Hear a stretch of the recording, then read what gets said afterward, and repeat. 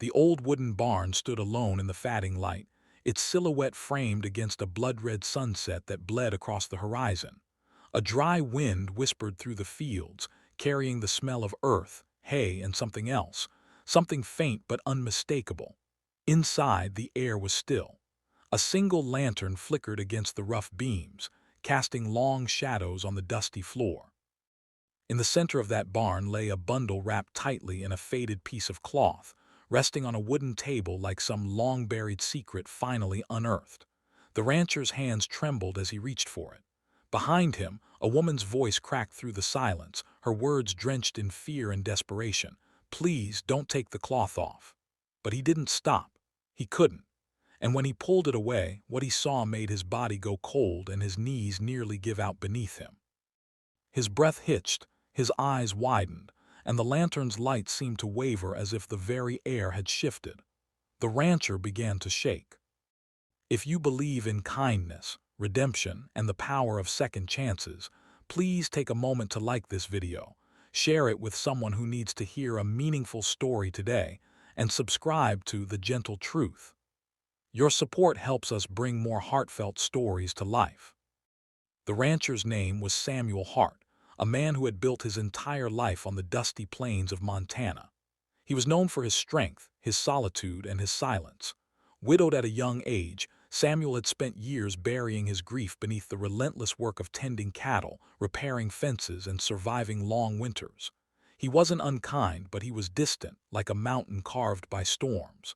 People in town respected him but didn't really know him. He didn't let them. One autumn afternoon, Samuel noticed something unusual near the edge of his property.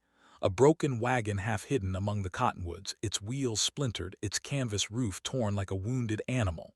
The horses were gone. No sound came from inside. When he approached, he saw faint tracks leading away from the wreck toward the barn. He followed them slowly, a rifle in hand more from habit than suspicion. The tracks led him straight to the barn doors. They were ajar, moving slightly in the wind. He pushed them open, expecting maybe a coyote, maybe a trespasser. Instead, he found her. She was sitting in the shadows, clutching something wrapped in a piece of old cloth against her chest like a treasure she refused to surrender. She looked exhausted, her clothes travel-stained, her face pale. Her eyes, though, were sharp and filled with a mixture of fear and defiance. She didn't speak at first, just tightened her grip on the bundle. Samuel asked no questions. He simply told her she could stay for the night. She nodded silently. The days that followed were cautious.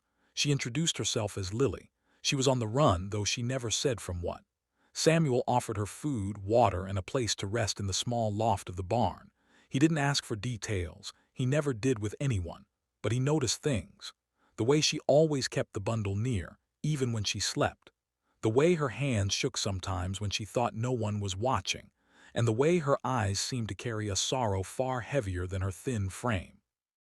One night, as rain beat down on the roof, Samuel heard her whispering to the bundle through the darkness. Not the desperate mutterings of someone broken, but gentle, soothing words, like a lullaby. It stirred something buried deep inside him, something he thought had died with his wife years ago. He told himself it was none of his business. He told himself that whatever secret she carried would leave with her when she went. But the world has a way of unraveling secrets when the time is right. Winter crept in earlier than expected that year, bringing with it biting winds and the threat of isolation. The storm that arrived 3 weeks later was the worst Samuel had seen in years. Roads vanished under snowdrifts, fences cracked under ice, and the world outside turned into a blinding white prison. Lily had nowhere to go now, and Samuel, despite his hardened exterior, didn't have it in him to send her away. They fell into a quiet rhythm. He worked, she helped. She mended clothes, cooked simple meals, and sang softly while working. Slowly, the barn, once only filled with the sounds of animals and wind, began to hum with the quiet presence of another human soul. But the bundle remained untouched. Wrapped in its faded cloth, it lay near her bed in the loft or tucked beneath her coat when she walked. Samuel never asked, though the curiosity gnawed at him. Until one evening something changed. Samuel was in the barn late, fixing a broken saddle strap when he noticed Lily standing by the table. She was crying silently, holding the bundle in her hands. Her shoulders trembled, her breath coming in shallow bursts. Then, without warning, she placed it on the table and backed away, her face a storm of anguish. Samuel stood frozen, unsure if he should approach. And then she whispered it, the words that would burn into his memory. "Please, don't take the cloth off." But the air in the barn had shifted. A faint smell had reached him, something both familiar and foreign, something that made his stomach tighten. He stepped forward slowly, ignoring her plea, compelled by a force he couldn't explain. He reached out, his calloused fingers brushing the edge of the cloth. She covered her face and turned away. And then he pulled it back. For a long moment there was only silence. Then the sound of Samuel's breath catching in his throat. Beneath the cloth was a small, frail baby, swaddled tightly, its skin pale but warm, its tiny chest rising and falling. But that wasn't what made Samuel shake. What shook him was the sight of the birthmark on the baby's left shoulder, a distinct crescent-shaped mark. He had seen it before. His late wife, Anne, had carried the same mark. And their baby, lost in a flood the night she died, had been born with it too. The flood had taken everything. The baby's body was never found. They told him to move on. He never did. His hands trembled uncontrollably. His knees nearly gave out. He staggered back, gripping the edge of the table to keep himself upright. The room seemed to tilt. Lily turned then, her eyes wide with fear and guilt. She rushed forward as if to shield the baby from him. But Samuel didn't move to harm. He just stared, unable to comprehend what his eyes were telling him. Over the following days, the truth slowly unfolded like the thaw after a long winter. Lily had found the baby, his baby, 3 towns over. She had worked in an orphanage on the outskirts of the county. One night, a woman, weak and dying, had brought the child to the door, whispering only that she had saved the baby from a river years ago, raising him in secret after finding him alone, floating in a wooden crate. She had passed away shortly after. The orphanage had taken the baby in, but Lily had grown attached to him. She had discovered the records, the dates, the flood. When she learned that the father might still be alive, living on a ranch far away, she made the decision to leave everything and find him. The wagon crash had nearly ended both their lives, but fate had guided them to his doorstep. She hadn't told him earlier because she feared he wouldn't believe her, or worse, reject the child.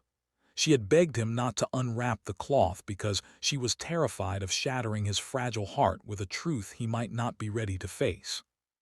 But Samuel was ready. The baby, his son, was alive. Against all odds, the world had returned a piece of him he thought was lost forever. The days that followed were filled with cautious joy. Samuel, the man who had spent years locked in grief, began to smile again. He learned how to hold the baby, how to feed him, how to let laughter back into the walls of his home.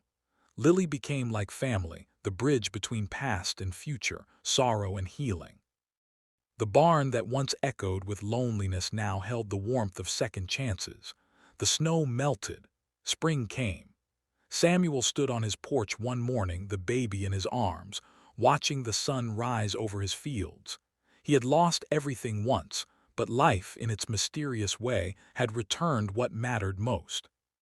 If this story touched your heart, please don't forget to like, share, and subscribe to The Gentle Truth.